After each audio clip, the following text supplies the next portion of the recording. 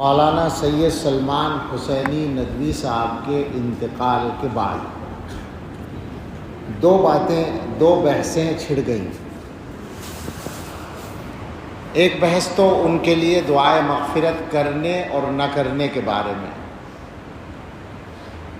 اصلاً تو لوگوں نے یہی چھیڑی جبکہ یہ چھوٹی بات تھی اور کوئی بڑا مسئلہ نہیں تھا، لیکن جن لوگوں نے یہ بات چھیڑی وہ اللہ جانے کہ حق کے نادان دوست تھے یا دانا دشمن تھے، کہ اس کی وجہ سے ایک دوسری بحث چھڑ گئی اور خاص طور سے ان کا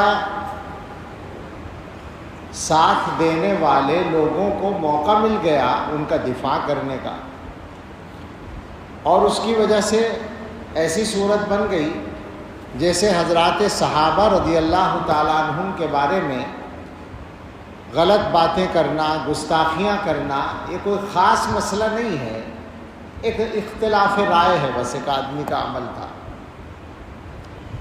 بہت سے لوگوں نے شاید اسی کے رد عمل میں تعریفیں شروع کر دی ان کی، کاش یہ بحث نہ چھڑتی، انتقال ہوا، نماز جنازہ ہوتی جیسے سب کی ہوتی ہے اور بات ختم ہو جاتی، لیکن لوگوں نے بحث چھیڑ دی۔ تو اس میں جو زیادہ بڑی بات ہے، زیادہ بڑا مسئلہ ہے، وہی ہے نظریے کا۔ حضرات صحابہ رضی اللہ تعالیٰ عنہم کا مسئلہ معمولی نہیں ہے اور اس کا تعلق ہدایت اور گمراہی سے ہے، لہٰذا جو حضرات اس معاملے میں مداہنت سے کام لے رہے ہیں، ان کی حیات میں بھی لیا لوگوں نے اور آج بھی لے رہے ہیں۔ بہت سے لوگوں نے یہ کیا کہ ان کی ان غلط باتوں کو، گستاخانہ باتوں کو علمی اختلاف سے تعبیر کیا۔ لوگوں کو یہی پتہ نہیں ہے کہ اختلاف کیا ہوتا ہے، اور یہ جو بات ہے کہ اختلاف رائے کو برداشت کرنا چاہیے، تو کون سا اختلاف رائے ہے جو برداشت کرنے کی گنجائش ہے اور کون سی بات ہے جس کے بارے میں چپ رہنے کی گنجائش نہیں ہے۔ آج بھی کسی صاحب نے لکھا ہے، انداز ایسا ہے، بڑی مشکل ہے، انداز ایسا ہے جیسے مولانا کی بات کی تردید کرنے والے ان کی عزت سے، ان کی مقبولیت سے حسد کی بنیاد پر ایسا کرتے ہیں۔ لا حول ولا قوت الا باللہ، اس سے بڑی غلط بات تو ہو ہی نہیں سکتی۔ عزت تو ان کی اس وقت تھی جب وہ صحابہ کے بارے میں گستاخی نہیں کرتے تھے، کیا اس وقت کوئی حسد کیا گیا ان کے ساتھ؟ سوال یہ ہے، جب انہوں نے یہ غلطی شروع کی تو غلطی کو غلطی کہا گیا، اس کا تعلق حسد سے نہیں ہے، اور یہ وہ اختلاف نہیں ہے کہ صاحب علمی اختلاف میں ایک دوسرے کی رائے کو برداشت کرنا چاہیے۔ یہ تو امت کے اندر گمراہی کا راستہ کھولنے والی بات ہے، اور میں بہت ہی تکلیف کے ساتھ یہ بات کہوں گا کہ اس طرح کے مسائل کی سنگینی کو سمجھنے میں کمزوری دکھانے والے صرف جماعت اسلامی کے لوگ یا صرف ان کے تلامذہ نہیں ہیں، ہمارے فضلاء بھی بہت سے پائے جاتے ہیں۔ میری سمجھ میں نہیں آتا کہ ایسا کیوں ہے۔ جو لوگ دین کی سمجھ گہرائی کے ساتھ رکھتے ہیں ان کو یہ بات معلوم ہے کہ امت میں کون سے مسائل ایسے ہیں جو بالکل علامت کا درجہ رکھتے ہیں۔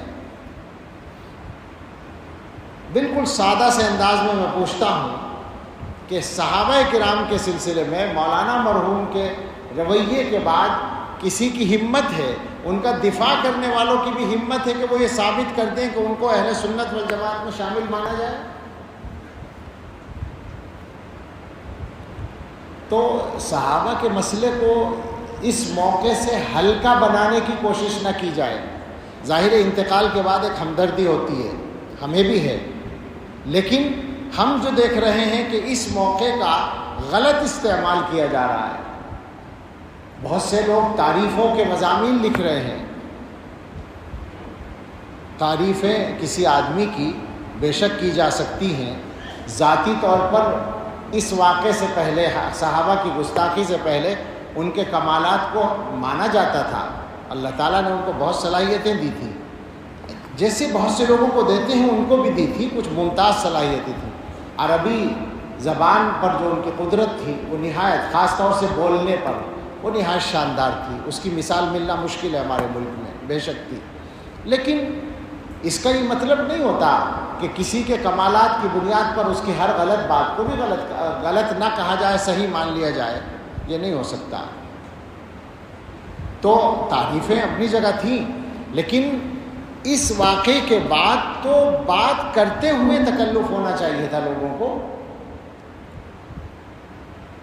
آج جو ہے اگر کچھ لوگوں نے یہ کہہ دیا کہ صاحب ان کے لیے دعائے مغفرت نہ کرو، میں نہیں کہہ رہا ہوں، میں یہ اس موضوع پر آخر میں بات کروں گا، کچھ لوگوں نے کہہ دیا تو اس پر ایسا ہنگامہ مچا اور اس پر دلیلیں دی جانے لگی، لا تسبوا الاموات اذکروا محاسن موتاکم وکفوا عن مساویہم۔ میں ایسے لوگوں سے ایک درخواست کروں اگر تو برا نہ مانیں، جو بات آپ مولانا کے لیے ثابت کرنا چاہتے ہیں، جس دلیل کو پیش کر رہے ہیں کہ اموات کو برا نہ کہو اور محاسن موتا کا ذکر کرو، مساوی کا ذکر نہ کرو، تو کیا بیچارے حضرات صحابہ رضی اللہ عنہم اس درجے میں بھی نہیں آتے تھے؟ کیا وہ اموات اور موتا میں نہیں تھے؟ سوال ہے نا یہ۔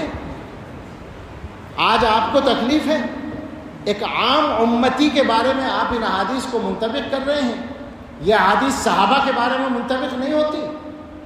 اس کا مطلب یہ ہے کہ اس ملک میں صحابہ کے حق میں بات کرنا جرم بن جائے گا، یہ نہیں چلے گا، کچھ بھی ہو جائے۔ میں ویسے نہیں بول رہا ہوں،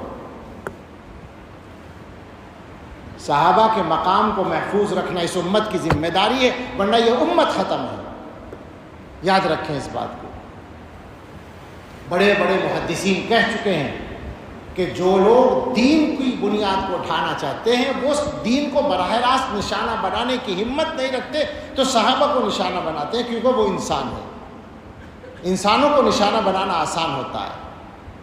اصل مقصد دین کی مخالفت ہے، اور جو لوگ صحابہ کو نشانہ بنانے میں ڈرتے ہیں وہ حضرت معاویہ کو نشانہ بناتے ہیں۔ معاویہ دروازہ ہے، عام آدمیوں کے لیے تو اذکروا محاسن موتاکم وکفوا عن مساویہم ہے، صحابہ کے لیے نہیں۔ حیرت ہوتی ہے کہ کیسے دوہرے معیار لوگوں نے چلا رکھے ہیں۔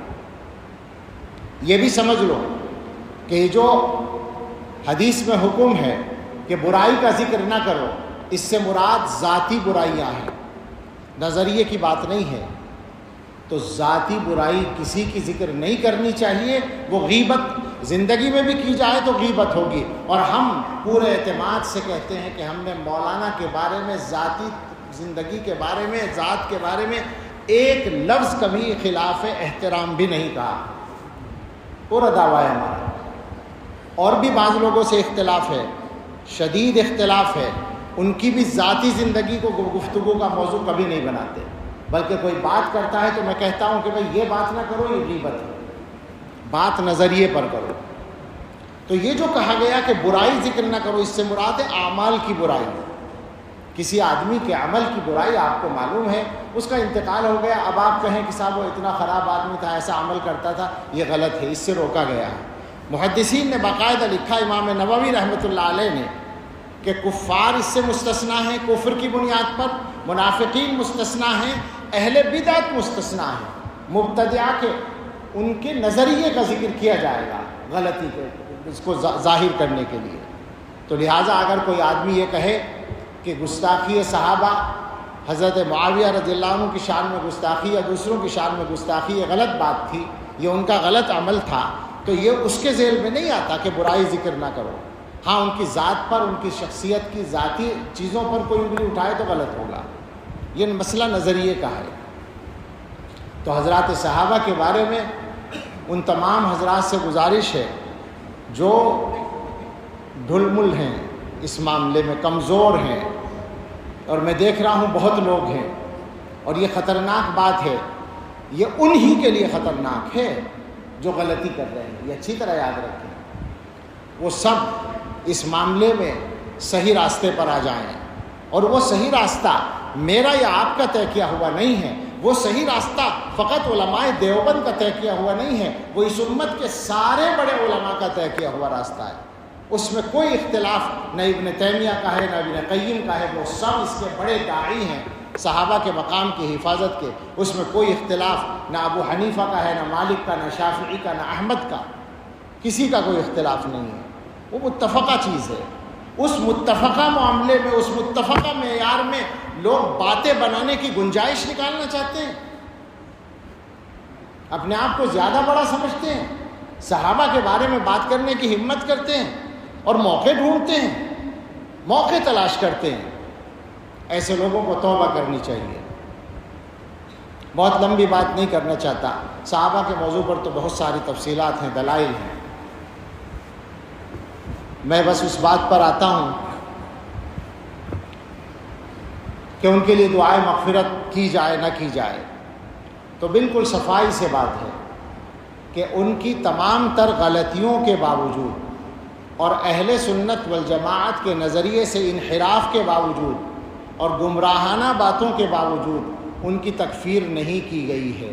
کسی دارالافتاء نے ان پر کفر کا فتویٰ نہیں لگایا، لہٰذا وہ کافر نہیں تھے۔ جب کافر نہیں تھے تو مسلمان تھے، اور جب مسلمان تھے تو مسلمان کے لیے دعائے مغفرت کی جا سکتی ہے۔ یہ بالکل اصولی بات ہے، اس میں ہمیں کوئی تعمل اور تکلف نہیں ہے۔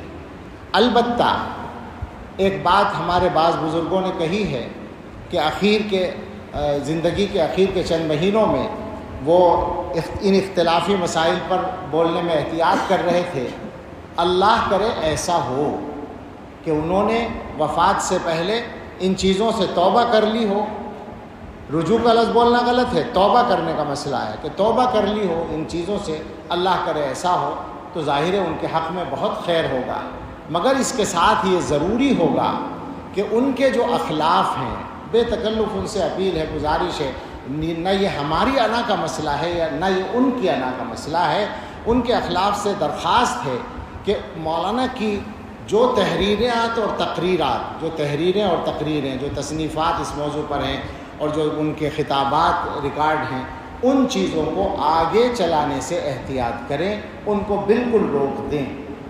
اس کا ایک فائدہ تو یہ ہوگا کہ مولانا نے اگر اپنے معاملات کو ٹھیک کر لیا تھا تو آخرت میں ان کو بہت فائدہ اس کا مل جائے گا، اور ان کے حق میں ایک غلطی کا گناہ جاری رہنے سے وہ بچ جائیں گے۔ دوسرا فائدہ یہ ہوگا کہ خود اخلاف ان کے اس غلطی سے بچ جائیں گے۔ یہ بالکل ہم دردمندانہ اپیل کرتے ہیں کہ اس معاملے کو اب یہاں ختم کریں، اور مولانا سے جو غلطی ہوئی ہے اللہ ان کو معاف کریں، ہم دعا کرتے ہیں، اور اس کی معافی کے لیے سب سے معاون ہوگی یہ بات کہ ان غلطیوں کو آگے جاری نہ رکھا جائے۔ اللہ تعالی ہم سب کو صراط مستقیم پر استقامت عطا فرمائے، اور ہم سب کو حسن خاتمہ نصیب فرمائے۔ یہ مسئلہ، سچی بات یہ ہے کہ لوگوں کے ایمان کا مسئلہ ہوتا ہے اور نظریے کا، بنیادی عقیدے کا مسئلہ ہوتا ہے، اس لیے مجبوراً اس پر گفتگو کی ہے۔ کسی کے انتقال پر اس طرح کی بات نہیں کی جاتی، لیکن چونکہ لوگوں نے بحث چھیڑی، اور میں نے شروع میں کہا کہ جن لوگوں نے یہ بحث چھیڑی پتہ نہیں وہ نادان دوست تھے یا دانا دشمن تھے، ایسی بحثیں ایسے موقعوں پر چھیڑنی نہیں چاہیے جس کی وجہ سے لوگوں کو غلط باتوں کے پھیلانے کا بھی موقع مل جاتا ہے۔ اللہ تعالی ہم سب کو صحیح توفیق عطا فرمائے، آمین۔ وآخر دعوانا ان الحمد